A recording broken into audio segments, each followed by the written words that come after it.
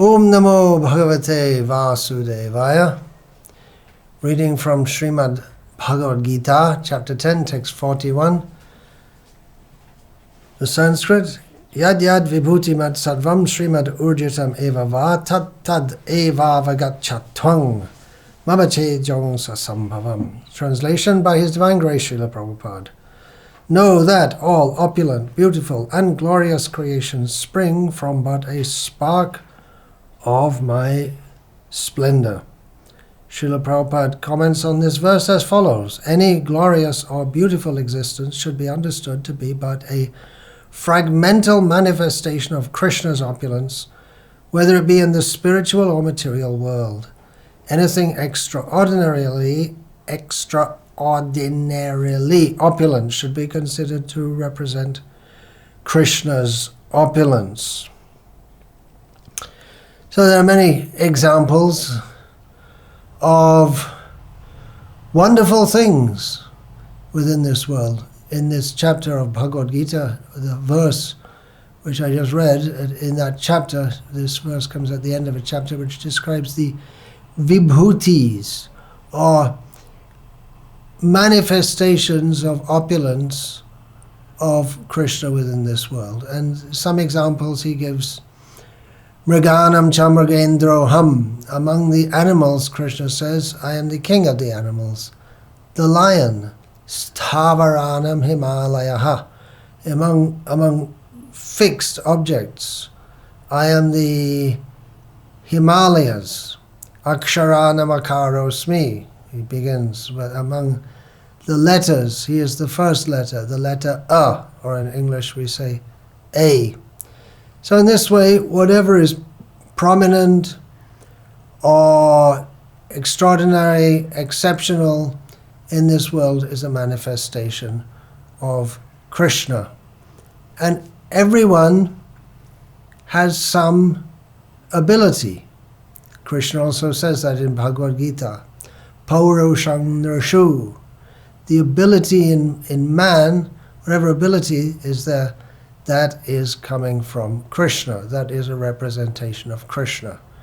And in this verse, which we just read, Yad yad vibhuti mat sarvam Srimad urjitam eva va tat eva avagachatam mama tejong sasambhavam. Krishna says that whatever we see which is wonderful, exceptional, extraordinary, remarkable, amazing, wondrous, that just comes from a little spark of Krishna's splendor. We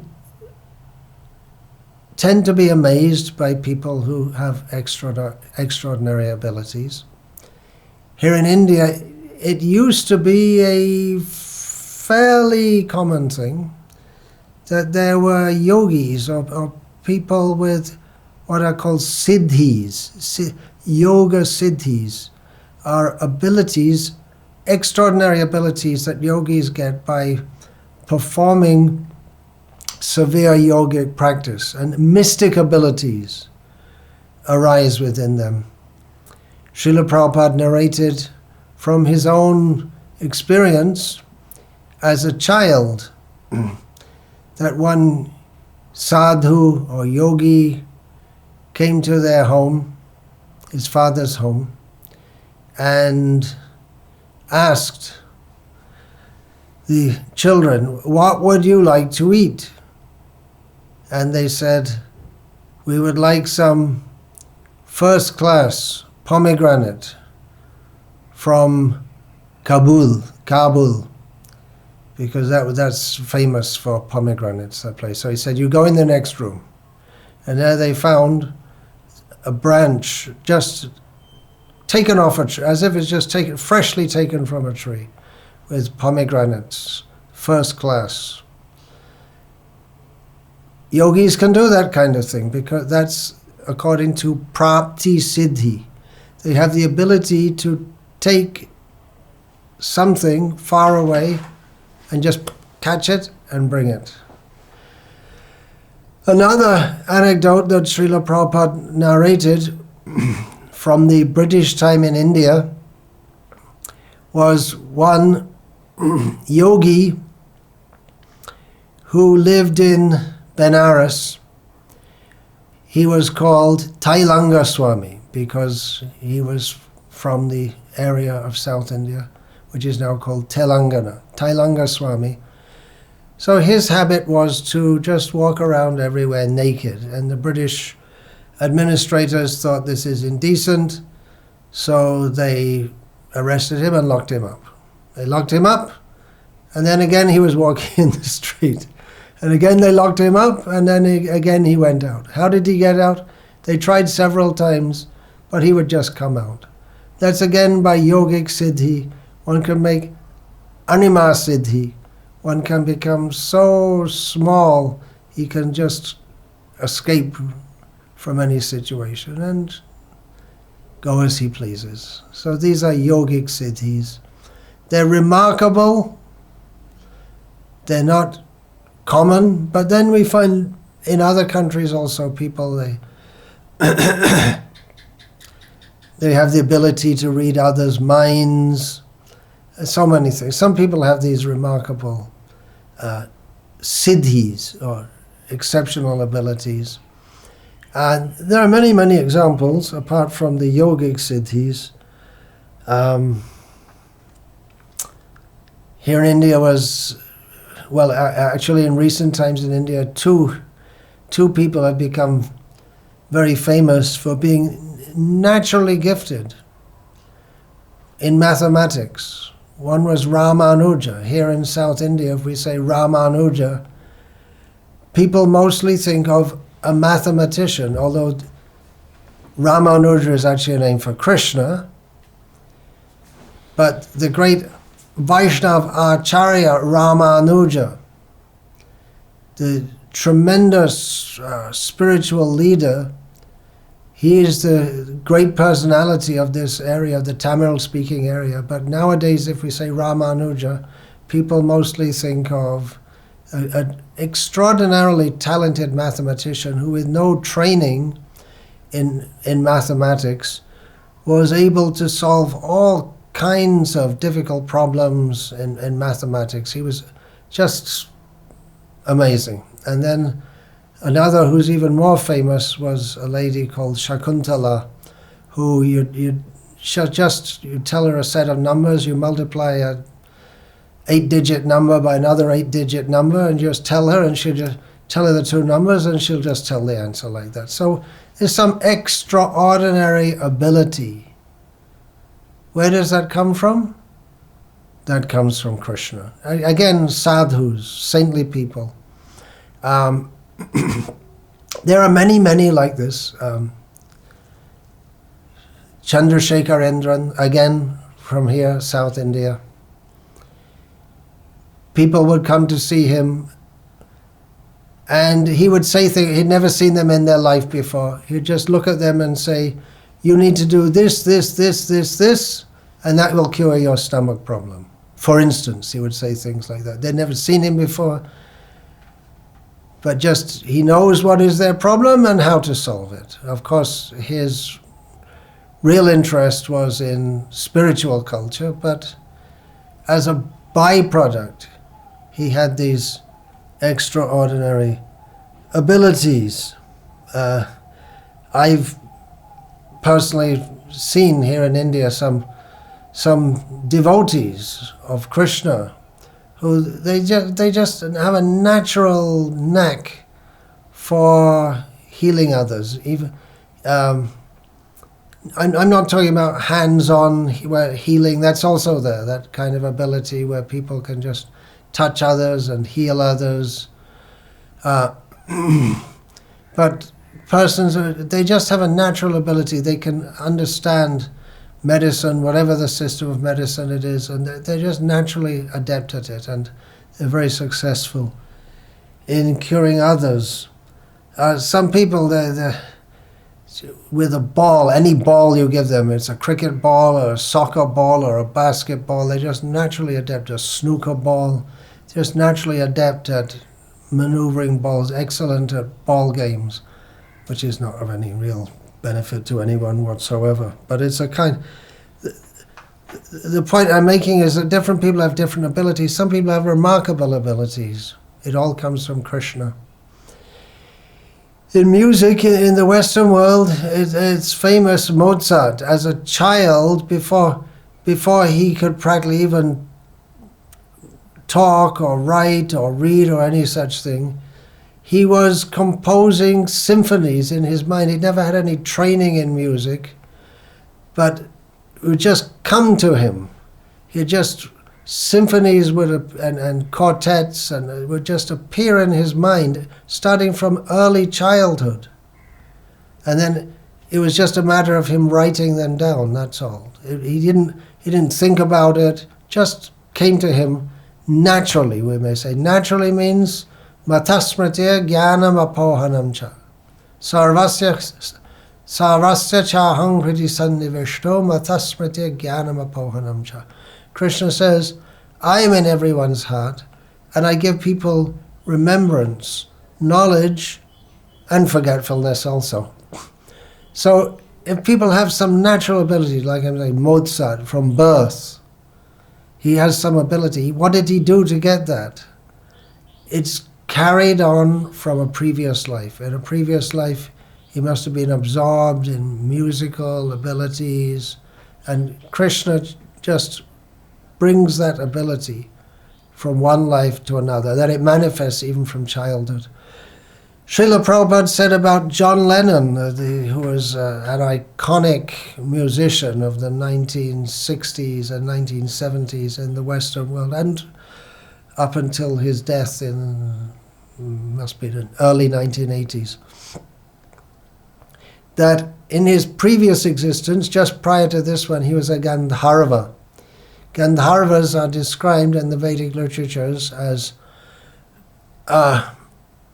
human-like beings, but on an exceptionally high level, natural ability, musical ability. There's a whole planet of extraordinarily talented musicians. So if we see someone like John Lennon or Mozart, who have extraordinarily developed musical ability, exceptional, then we can safely adjudge that in their existence just prior to this, they were Gandharvas. And then again, people are natural actors, natural leaders, natural cheaters. Some people are very expert at cheating others. Where does that come from? It's coming from Krishna. It's a little spark of Krishna's ability, manifests in a person, and for one lifetime, or maybe for more than one lifetime, they have the opportunity to excel in a certain field. And that gives them some prestige, and they take pleasure in that. But we should know this is all coming from Krishna. And if anyone has any exceptional ability, they should know it's not me. Who am I? How is this ability manifesting? It's coming from the Supreme Lord. We say Krishna. Krishna is the natural, inherent name of the Supreme Being, God. In different cultures, they may say by different names. But we should understand that what is my ability? Where does this come from? It comes from Him, from God on high. People have different desires. They cultivate different desires in different lifetimes. They may desire, but in one lifetime they may not fulfill that desire. Then in another lifetime, by the grace of Krishna, they fulfill that desire. But whatever their ability may be, bhukti, mukti, siddhi, kami, shakali ashanta, Krishna bhakta nishkam, ataiv shanta. We may have a desire to excel in a worldly way. We may have a desire to excel in a mystical way. We may have a desire to excel in a philosophical way. However excellent we may be, we'll never be satisfied until we come to recognize that Krishna is the fountainhead of everything and devote ourselves to Him. Then we become peaceful. Instead of desiring I'll be a great yogi, I'll be a great musician, I'll be a great yoga, I. Just we have to think, let myself surrender at the lotus feet of Krishna. So people are born with different abilities and different inclinations. One may be a born rascal, demon also, dambho, darpo, vimanascha, krodha, parusham evacha. Ajnana, chapijatasya, that's what I'm looking for, chapijatasya, partha sampadam asurim. In Bhagavad-gita, Krishna says that some people, just from the beginning of their lives, practically from the beginning, they manifest the very sinful traits of being proud, arrogant, conceited, angry, frustrated, disturbed, speaking harshly to others, reveling in their foolishness and ignorance of not recognizing the Supreme Personality of Godhead. From very birth, they're like that, a demonic tendency. They carry that from a previous life. And they may become very successful and powerful by dominating others and exploiting others. But even that ability to dominate others, that comes from the Supreme Lord. Amazingly enough, if someone wants to be very bad, he also gives them the opportunity. But of course they have to suffer for that. By causing suffering to others, they have to suffer. One can be a born devotee also, as Krishna told Arjuna, Daivi sampad vimokshaya, dibandhaya surimata, mashucha sampadang daiving abhijato si pandava. Krishna told Arjuna that the divine qualities lead to liberation from material existence, and the demoniac qualities, they lead to bondage in this material world. Don't you worry, Arjuna. Don't you worry. Everything's all right. You are a natural devotee. You're born like that. So one can be born a devotee also. And it comes from previous life. One may become a devotee or take to devotional service in this life with just by the mercy of great devotees. That is quite possible. But generally people who take to devotional service, who become inclined to serve Krishna in this life, it means there's a continuum from a previous life. And Krishna describes that in the Bhagavad-gita in chapter 6. I'll read from there, from chapter 6 of Bhagavad-gita with Srila Prabhupada's translation of some verses, in which Arjuna has asked Krishna, what about someone who's trying to be a yogi, a true yogi, a spiritually minded person, but who really tries hard, but he doesn't make it. He gets stuck on the way. He falls from the path. And then Krishna explains that nahi kalyana krit kaschid durgating tata gacchati. Don't worry, Krishna says. One who's on the good path, one who's, even if he falls from that, he won't get a bad destination. And Krishna describes, I'll read now. Prapya punya kritang lokan ushitva shashvati samaha shuchinang srimatang gehe yoga brashto vijayate. The unsuccessful yogi, after many, many years of enjoyment on the planets of the pious living entities, is born into a family of righteous people or into a family of rich aristocracy. Atava yoginam eva kule bhavati dhimatam etadhi durlabhataram loke janma yad idrisham. Or, if unsuccessful after a long practice of yoga, he takes his birth in a family of transcendentalists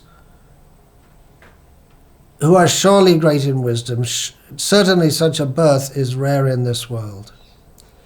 Tatratang buddhi sangyogam labhate paurvadehikam yatate chatato bhuya Sangsiddhau Kurunandana. On taking such a birth, he revives the divine consciousness of his previous life, and he again tries to make further progress in order to achieve complete success. O son of Kuru, Purvabhyasena Teinaiva Hriyate Avashopi Saha Jignasurapi Yogasya Shabda Brahmati Vartate. By virtue of the divine consciousness of his previous life, he automatically becomes attracted to the yogic principles, even without seeking them. Such an inquisitive transcendentalist stands always above the ritualistic principles of the scriptures. Prayatna adhyatamanas tu yogi sangshuddha kilbishaha aneka janma sangsiddhas tato yati parangatim. And when the yogi engages himself with sincere endeavor in making further progress, being washed of all contaminations, then ultimately achieving perfection after many, many births of practice, he attains the supreme goal. So the real perfection of life for a human is to attain to the lotus feet of Krishna. That is possible by his mercy. Everything is possible by his mercy. Whatever ability we see in this world, whatever amazing things we see, whatever ordinary things we see, whatever even bad things we see, everything is made possible by Krishna. In this chapter of Bhagavad-gita, Krishna suggests that instead of being enamored by the wonderful things in this world or the wonderful possibilities of this world, we be enamored by himself, who is the fountainhead of all wonderful things. We may strive very hard to be successful. We may have a very strong desire. Let me be a success. Let me excel in human society. Let me stand out in human society. But how great can we be? We're never going to stand out as much as Krishna. Krishna came to this world 5,000 years ago. He's still here. We don't see him. But he personally came to this world, and at every moment he did so many wonderful activities that people don't even believe it nowadays. They call it mythology. Krishna came to this world and showed how extraordinary he is, that we should not be enamored by the wonderful things of this world or desire to excel in any worldly way. Don't be distracted by that. Be attracted to Krishna. That is one of the messages of this chapter of Bhagavad-gita.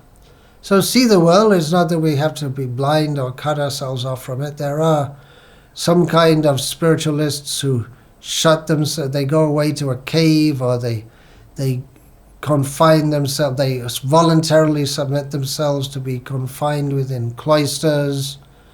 But we can see the world, see everything all around it, see everything in relation to Krishna.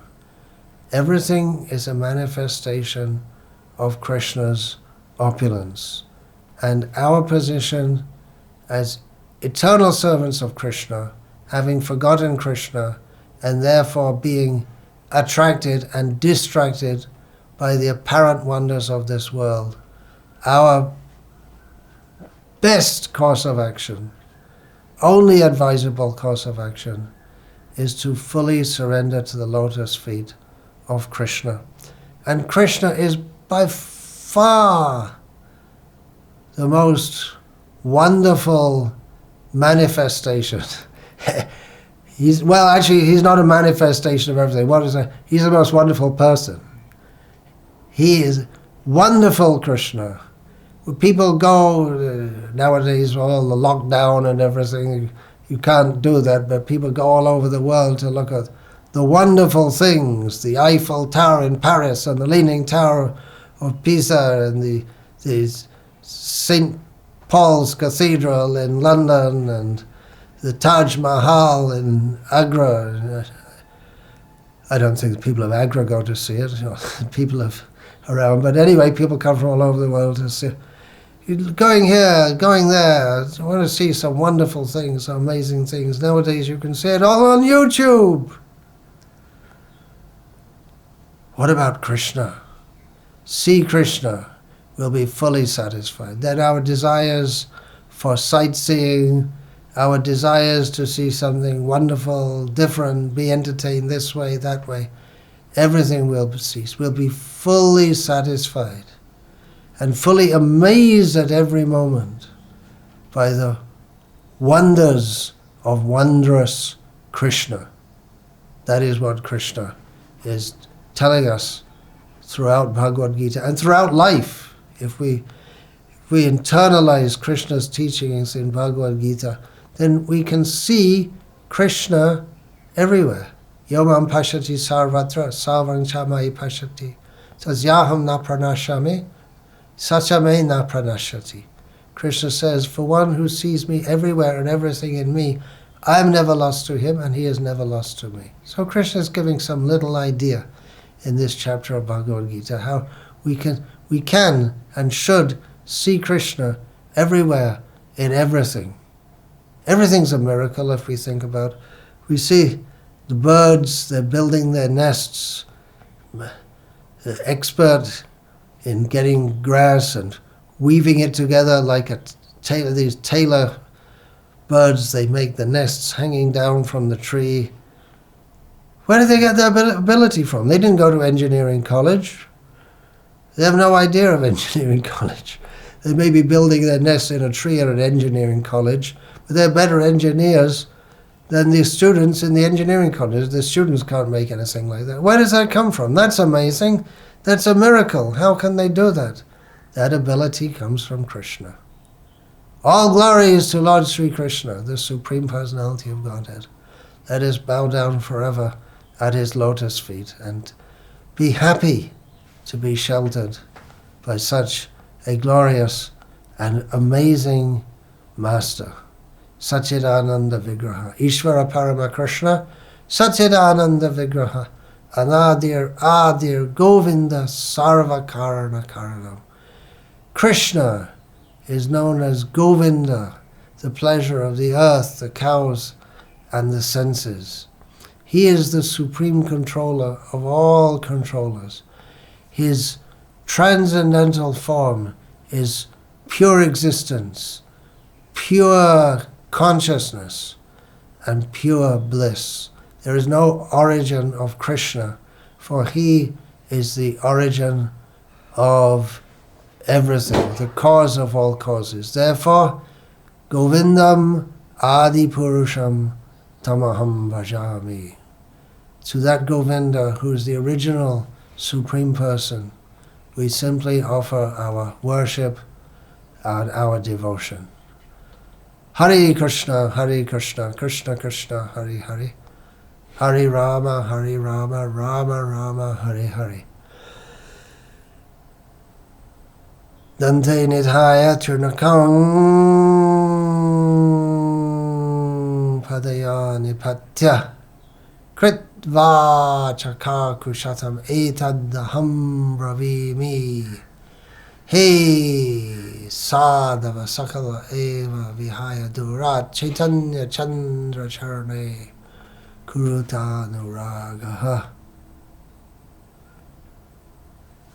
Vancha Kalpa Tarubhascha Kipasana Patitana